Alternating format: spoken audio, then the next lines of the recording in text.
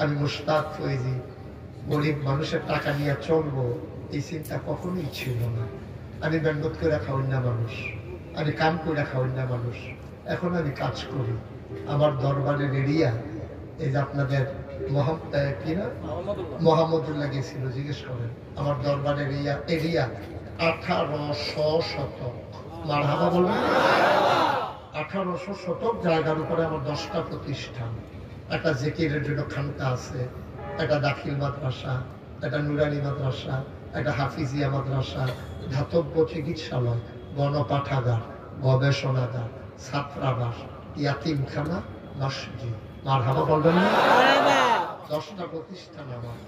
আমার মসজিদ করার সময় আমি ইঞ্জিনিয়ারদেরকে যখন বললাম ড্রয়িং করো, ওরা যখন ড্রয়িং করে নিয়ে আসলো, আমি বললাম কত বড় মসজিদ? হুজুর একসাথে এই মসজিদে নামাজ পড়তে পারবে 6000 একসাথে, এবং নিচতলা হাসপাতাল, ফ্রি হাসপাতাল, দোতলায় 3তলায় মসজিদ। অসহায় গরিবের চিকিৎসার জন্য আমি মুশতাক ফৈজি ইচ্ছে করলে একটা মেল ফ্যাক্টরি দিতে পারতাম, ইচ্ছে করলে আমি কামাই রোজগারের জন্য অনেক কিছু করতে পারতাম, কিন্তু আমি মসজিদ আর হাসপাতাল জনগণের জন্য 1800 শতক জায়গার উপরে আমার এই বিশাল প্রতিষ্ঠান। আমি যখন মসজিদের কাজ ধরেছি, ইঞ্জিনিয়ারকে জিজ্ঞেস করলাম এই কাজটা করতে কত লাগবে। প্রথমে ওরা বললো 15 কোটি, তারপরে বললো 30 কোটি। আমি বললাম এত টাকা আমি পাবো কই? ওরা আবার বললো যে হুজুর নিয়ত করে নেবেন। আমি নিয়ত করলাম যে আল্লাহ যদি আমার বাঁচাই রাখো, এই মসজিদের জন্য আমার 1 বছরের পুরা মাহফিলের হাদিয়া আমি আমার সবটা মসজিদে দিয়ে দেবো ইনশাআল্লাহ। 1 বছরে যত টাকা পাই সবটা দিয়ে দেবো। আমি ড্রাইভারের বেতন, গাড়ির তেল খরচ, আনুষঙ্গিক বাদ দিয়ে 1 বছরে জমাইলাম 25 লক্ষ টাকা। আমি 25 লক্ষ টাকা দিয়া তারপরে মসজিদের কাজ শুরু করছি। সুবহানাল্লাহ বলবেন?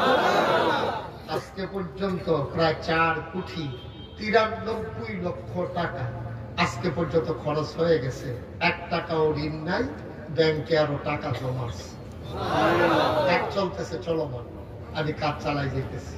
আমার এই মসজিদটা আমার একটা স্বপ্ন। আমি মাহফিল থেকে মসজিদের এলাকায় গিয়ে না যাই, গাড়ি থেকে ছাদে উঠে কান্দি, আল্লাহ আমি যদি মরে যাই এই মসজিদটা কে করবে? আমার যত মানুষ চিনে, বাংলা ভাষায় কথা কয়, মুশতাক ফৈজি নাম শুনে নাই এমন লোক তো খুব কম আছে। সুতরাং আমার যত মানুষ চিনে, আমার ছেলেদেরকে যত মানুষ চিনে না, কে করবে মসজিদ? আল্লাহ তোমার বন্ধু নবী বলেছেন, মান বানা লিল্লাহি মসজিদান বানাল্লাহু লাহু বাইতান ফিল জান্নাহ, যে দুনিয়ায় মসজিদ বানাবে তুমি নাকি জান্নাতে তাদের জন্য ঘর বানাবা। সুবহানাল্লাহ বলবেন না? আমি দোয়া করি আল্লাহ, মসজিদে দাঁড়ায় দাঁড়ায়, ছাদের উপরে দাঁড়ায় কান দিয়ে দোয়া করি, আল্লাহ এই মসজিদে যারা 1টা টাকা দেবে তুমি কিন্তু তোমার বন্ধু নবীর ওয়াদা অনুযায়ী জান্নাতের ভিতরে কিন্তু ঘর বানাই দিতে হবে। আমি ঘুমাইতে পারি না, স্বপ্নে দেখি মসজিদ। আমি খাইতে পারি না, চোখের সামনে আমার মসজিদ ভেসে উঠে, আমার স্বপ্নের মসজিদ। আমি থাকবো না, মসজিদ থাকবে। আমি থাকবো না, এই প্রতিষ্ঠানগুলো থাকবে।